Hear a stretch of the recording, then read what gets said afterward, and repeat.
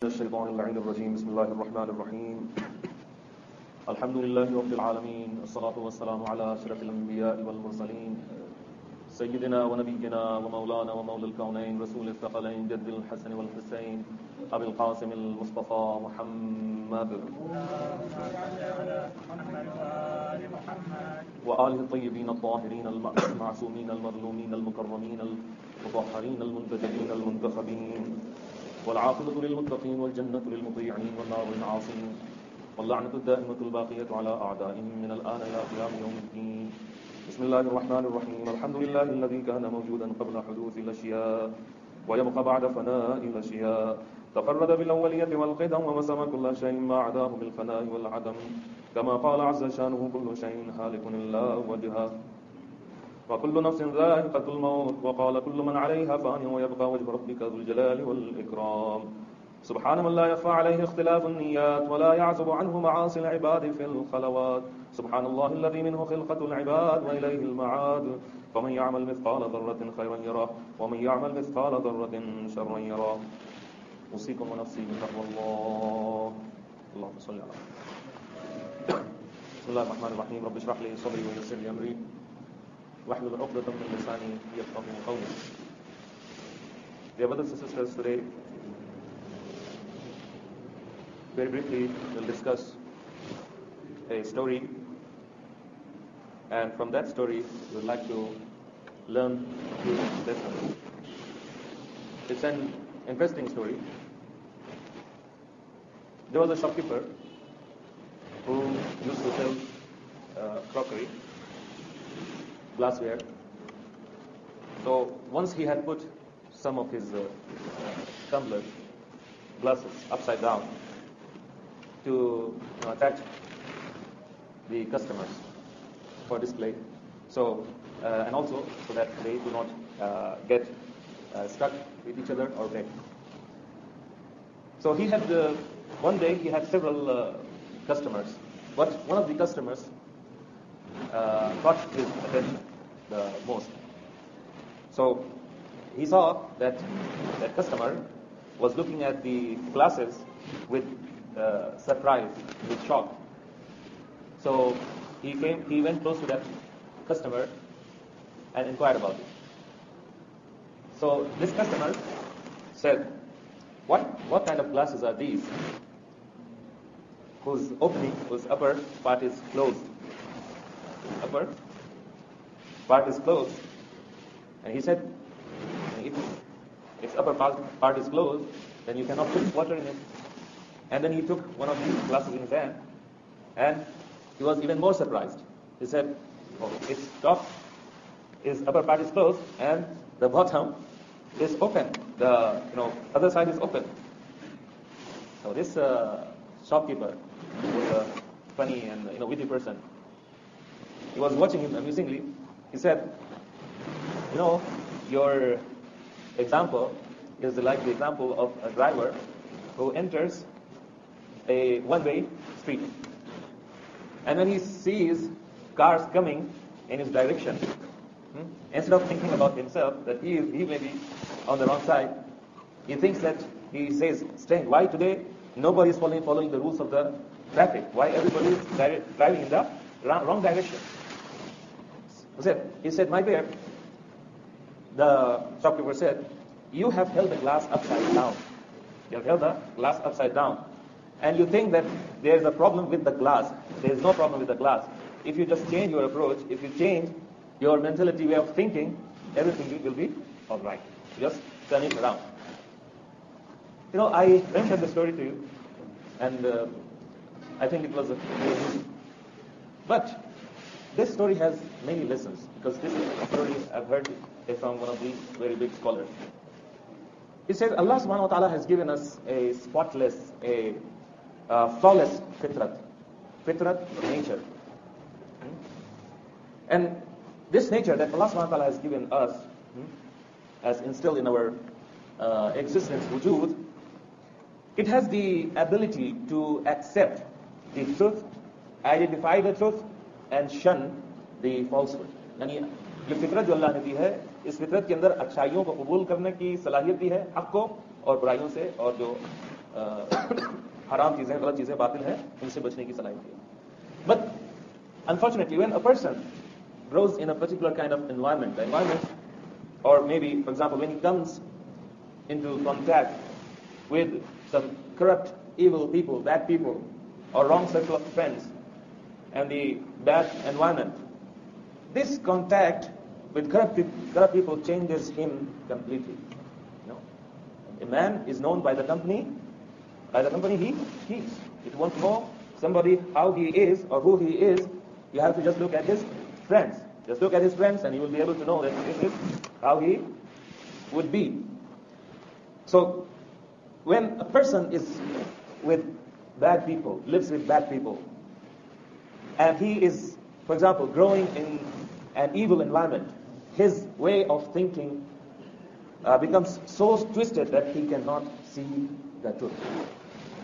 Whenever he wants to see something, whenever he looks at something, there is a kind of parda, curtain, a barrier, which comes between him and the correct picture of something or the truth. Even if, you may be surprised, some of these people are so perverted, so twisted in their thinking, that they see the truth right in front of their eyes, right before them, but they cannot actually identify that this is the right way, right course, right path, and this is falsehood, this is evil path, the path of evil and shaitan. And why this happens? This happens because a person has put his attitude, this person has put his attitude upside down, metaphorically. He has put his attitude upside down, like that upside down glass. He thinks only he is correct. He thinks only he is on the right path, and all the others are wrong. And even the hidayat of Allah subhanahu wa ta'ala, mercy of Allah subhanahu wa ta'ala, hidayat of Allah subhanahu wa ta'ala has no effect on such a person. Hidayat of Allah subhanahu wa ta'ala is like drops of rain. It can fill any container. It can fill any container with water. These drops would fall in that container and it can fill it. But if you put that container upside down, then the hidayat of Allah subhanahu wa ta'ala, these drops of hidayat of Allah subhanahu wa ta'ala cannot fill that container. So hearts of a few people, some people, qalb, quloob, nafs of a few people is upside down. Their approach, looking at things, their attitude is metaphorically upside down. They cannot see things as they are. They want to see things as they want. And there are numerous verses of the Holy Quran that talk about such people and what will happen to them. Those who do not want to change, those who think that they are the right people, they are right whatever they do. They are on the right and straight path, while they are not. Like, for example, let me mention the example of mushrikeen of Makkah. These mushrikeen of Makkah, they knew about the truth. Allah subhanahu wa ta'ala says in the Holy Quran, these Jews who used to live among the Muslimin in Medina with the Prophet, and they knew the signs of Allah subhanahu wa ta'ala, signs of the Prophet of Allah subhanahu wa ta'ala, and they had read the Torah, they had read the scriptures, and they knew about the truth. They say, Allah subhanahu wa ta'ala says, their heart recognize the truth, but they don't want to accept it. They don't want to accept it. Why? Why don't they want to accept the truth? Allah subhanahu wa ta'ala mentions this in this ayah. He says, أَفَرَأَيْتَ مَنِ اتَّخَذَ إِلَهَهُ هَوَاهُ وَأَضَلَّهُ اللَّهُ عَلَى عِلْمٍ وَخَتَمَ عَلَى سَمْعِهِ وَقَلْبِهِ وَجَعَلَ عَلى بَصَرِهِ غِشَاوَةً. This is one of the very interesting ayat, very strong ayat of the Holy Quran, one of the very strong ayat. Allah subhanahu wa ta'ala says in Surah Jashiyah, Have you seen him, Jafia? Have you seen him who has taken his desire to be his God? His desire. Khwahish nafs ki. And whom Allah has led astray knowingly and set a seal upon him, upon his hearing and his heart, and put a blindfold on his sight. So who will guide him after Allah? Will you not then take admonition? Because this person has caused Allah subhanahu wa ta'ala to make him blind, to make him dumb, deaf. It is not the will of Allah subhanahu wa ta'ala. It is because of his own intention. He is corrupt from inside. His mind, his approach, his way of thinking, his attitude is twisted, perverted. He just wants to follow his desires. He just wants to follow his nafs, his khahishat, and nothing else. So Allah subhanahu wa ta'ala says the anjam is this, that Allah subhanahu wa ta'ala puts a seal on the heart of such a person, and he makes him blind. Maybe he has eyes, but he cannot see. He has ears, but he cannot hear. And his nafs, his qalb, Allah subhanahu wa ta'ala puts a seal on it, and that's it. And there is no way that this person would receive the hidayat from Allah subhanahu wa ta'ala or from anywhere else. Then Allah subhanahu wa ta'ala says, فَأَمَّا الَّذِينَ فِي قُلُوبِهِمْ زَيْغٌ فَيَتَّبِعُونَ مَا تَشَابَهَ مِنْهُ. Allah subhanahu wa ta'ala is now giving the example of few people, some people who, even though they read the Holy Quran, recite the Holy Quran, they understand the ayat of the Holy Quran. Allah subhanahu wa ta'ala is not talking about those people who don't understand the Quran. He is talking about those people who know the Quran, who understand the Holy Quran, but they change the interpretation, the ayat, the meaning of the ayat according to their own wish and will. They change it to suit their purpose. So Allah subhanahu wa ta'ala says, then as for those in whose hearts there is perversity, they follow the part of it, yani the Quran, which is metaphorical, allegorical, seeking to mislead and seeking to give it their own interpretation.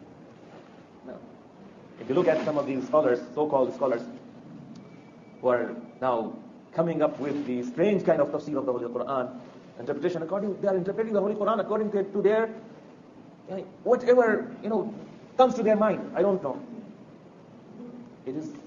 That's why Allah subhanahu wa ta'ala appointed the Holy Prophet, and he asked the Holy Prophet to leave behind two things, Quran and Ahlul Bayt. Quran and Ahlul Bayt. There should be a book, and there should be those who can explain the book. Again, explain the book. Don't take the interpretation of the Holy Quran, of the tafsir of the Holy Quran from anybody else except Ahlul Bayt alayhimus salam. If you go and find the tafsir from some others, or take the tafsir from some other people other than Ahlul Bayt alayhimus salam, you will definitely go wrong. Then Allah subhanahu wa ta'ala says, ثُمَّ قَسَتْ قُلُوبُكُم مِّن بَعْدِ ذَلِكَ فَهِيَ كَالْحِجَارَةِ وَشَدُّ قَسْوَةً. Allah subhanahu wa ta'ala is again talking about Bani Israel. Bani Israel. He says, then your hearts hardened after that. They knew the book, the Torah, they knew all the signs, they had seen the signs of Allah subhanahu wa ta'ala right in front of them from their own eyes, not just the narration. They had seen it, but after seeing them, they rejected all those signs. So Allah subhanahu wa ta'ala says, then your hearts hardened after that rejection, so that they were like rocks, rather worse in hardness. When you don't accept the truth, Allah subhanahu wa ta'ala, in return, you get a heart which is devoid of mercy. So there are tens of such verses of the Holy Quran wherein Allah subhanahu wa ta'ala is talking about such people. And let's now come to the ahadith of the Holy Prophet sallallahu alaihi wasallam and Aimma. Our Prophet sallallahu alaihi wasallam is saying the worst kind of blindness is the blindness of the heart. The worst kind of blindness is the blindness of the heart. And our seventh Imam says, Allah revealed to Hazrat Dawood, and he said, O Dawood, warn your people against the love of the desires of this world, for the hearts which are filled with the desires of this world are empty of my love. They cannot have my love, and love of Allah subhanahu wa ta'ala, love of Allah subhanahu wa ta'ala. And sometimes we wonder, why can't this person understand this simple fact? Sometimes you are giving some examples, and you are giving some evidences and facts and proofs, and there are some who would not accept, always refuse or deny, or they don't want to accept. Why? Allah subhanahu wa ta'ala says the reason is that they have their hearts filled with the desires of this world. And then when the heart is full of these desires, then love of Allah subhanahu wa ta'ala does not enter such a heart. That's why so many people nowadays, they don't feel that love, that shadeed, that strong affiliation, attraction to Allah subhanahu wa ta'ala, to the love of Allah subhanahu wa ta'ala. One of the signs and characteristics of a mu'min is that he has his heart, and his heart is full of love of Allah subhanahu wa ta'ala. And he would do anything for the sake of Allah subhanahu wa ta'ala. He would do anything. I'm saying anything means anything. Like Hazrat Ibrahim alayhi salam, Hazrat Musa alayhi salam, our Prophet Imam Ali alayhi salam. Examples are in abundance. He would do anything. Then Allah subhanahu wa ta'ala, in another hadith, the Prophet sallallahu alayhi wa sallam says, a mu'min when he commits a sin, it's a very famous hadith and I'm sure you know about this hadith, just a reminder. A mu'min when he commits a sin, a black spot appears on his heart. If he repents and does the tawbah and cleans his heart with repentance, tawbah, and does the istighfar, that spot disappears. But if he continues doing sins, it gets bigger and bigger. And that is the rust, or that is the stain that Allah subhanahu wa ta'ala is talking about in this verse. Nay, rather what they used to do has become like rust upon their hearts. You know, Allah subhanahu wa ta'ala has mentioned this in the Holy Quran. There is an ayah wherein Allah subhanahu wa ta'ala says, if a person keeps on committing sins and it becomes his habit, and he's not remorseful, he's not sorry for his sins, and he enjoys committing those sins, Allah subhanahu wa ta'ala puts a seal on his heart. But before that, a black spot appears on his heart. I mean, we are not talking about physical heart, obviously. We are talking about spiritual world. A black spot appears on his, and it is this start of his deviation. It is the start of his deviation. And slowly and gradually, when he keeps on committing those sins, and he is engrossed with this worldly life completely, then no maw'idah, no exhortation, no wa'ad, no nasiha would benefit such a person. And one of the signs of these people, and if you want to know those people whose heart have become hard, there is a sign, or signs. Imam Ali alayhi salam says, ما جفت الدموع إلا لقسوة القلوب وما قست القلوب إلا لكثرة الذنوب.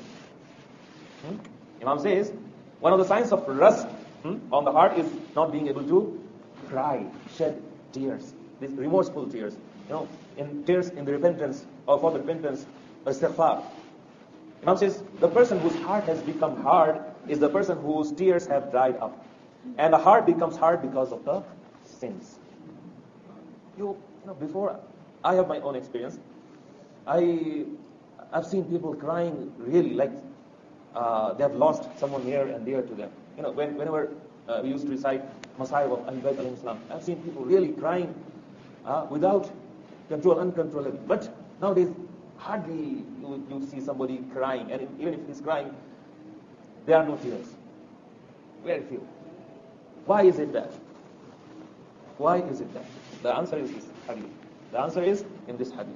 Maybe it is because of the sins that we commit without even knowing sometimes.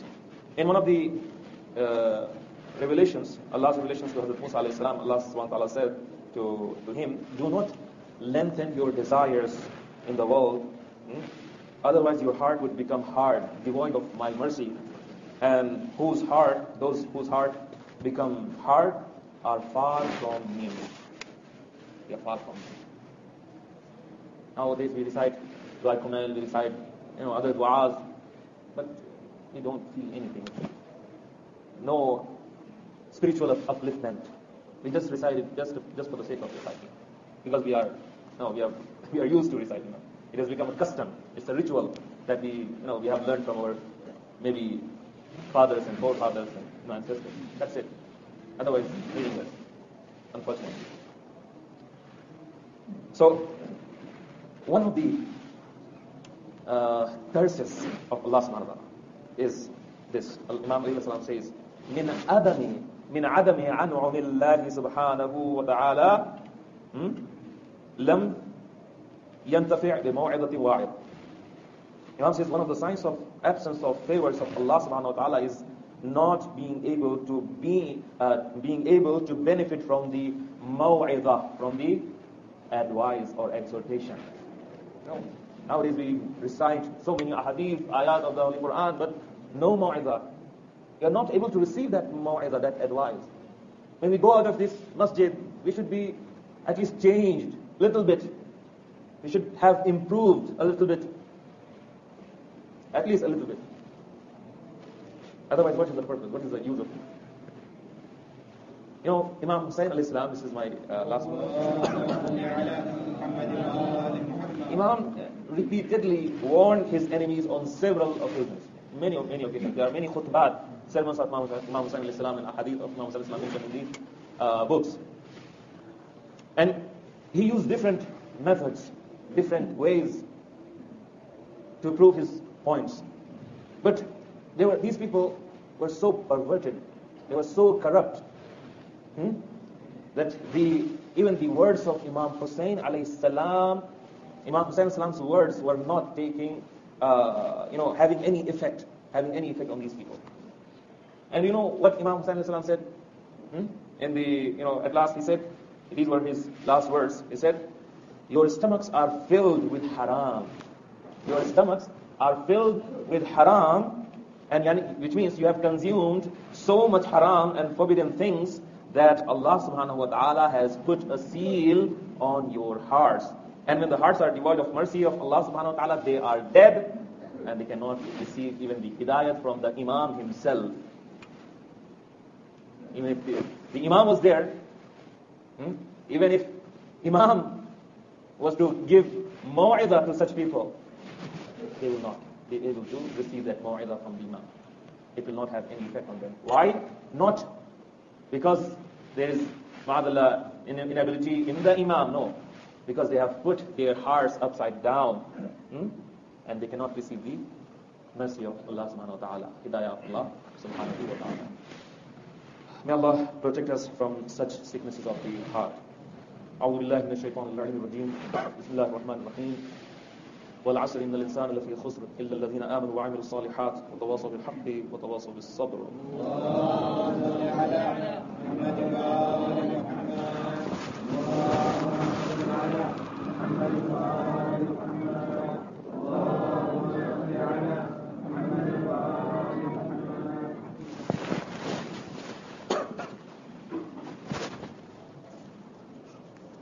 أعوذ بالله من الشيطان اللعين الرجيم.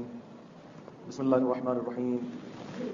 الحمد لله الذي لا إله إلا هو الحليم الكريم غافر الذنب وقابل التوب وهو الغفور الرحيم. سبحان من سبقت رحمته غضبه وبسط اليدين بالرحمة. سبحان من لم يكلف نفسا إلا دون وسعها وعفى عن السيئات ولم يجاز بها. سبحان من لا يزداد على معاصي العباد إلا كرما وجودا وعلى كثرة الذنوب إلا عفوا وصفحا. أما بعد, very briefly, I'd like to mention a fatwa and a book or Islamic law. According to Ayatollah Sistani and many of our ulama, those who cannot recite Surah Al-Hamd and the other surah properly, at least Surah Al-Hamd properly, with tajweed, with correct pronunciation, should recite their prayers with the jama'at. It is wajib, it is obligatory. Wajib hai hamare upar ki hum tajweed ke rules ko seekhein. We must know the difference between ha and ha, sin and sad, te and ta, and other alphabets of the Arabic. We cannot recite the Holy Quran or du'as, like in our own way of pronouncing in our language. Like for example, my language is Urdu. I cannot recite the Holy Quran. Urdu की तरह से नहीं पढ़ सकते हैं. आप गुजराती की तरह से नहीं पढ़ सकते हैं, स्वाहिली की तरह से नहीं पढ़ सकते हैं, और इंग्लिश की तरह से नहीं पढ़ सकते हैं. That pronunciation, that recitation is batil, is wrong. If a person is doing it deliberately, intentionally, and having no respect or regard whatsoever, I'm saying intentionally, his namaz is not correct. His namaz जो है वो सही नहीं है. This is not my fatwa, this is the fatwa of Ayatollah Sistani. So we all must learn the rules of tajweed. We are not talking about to become a professional reciter or qari. We are talking about to learn the tajweed rules just to the extent that we can recite the surahs properly with correct pronunciation of the Arabic alphabets. Bismillah ar-Rahman ar-Rahim. Inna Allah wa malaikatahu yusalluna ala nabi ya ayyuhal ladhina amanu sallu alayhi wa sallimu taslima. اللهم صل على محمد النبي الرحمة سيد المرسلين صلى الله عليه وآله وعلى إمام المسلمين وقائد الغر المحجلين أمير المؤمنين علي بن أبي طالب صلوات الله عليه وعلى سيدة نساء العالمين وبضعة خاتم النبيين سيدتنا فاطمة بنت رسول الله صلوات الله عليها وعلى الحسن المجتبى والحسين الشهيد بكربلاء وعلي بن الحسين ومحمد بن علي وجعفر بن محمد وموسى بن جعفر وعلي بن موسى ومحمد بن علي وعلي بن محمد والحسن بن علي عليهم الصلاة والسلام. اللهم صل على مولانا صاحب الزمان ماحي آثار البدع والطغيان هادم أبنية الشرك والنفاق حاسد فروع البغي والشقاق صلوات الله وسلامه عليه وعلى آبائه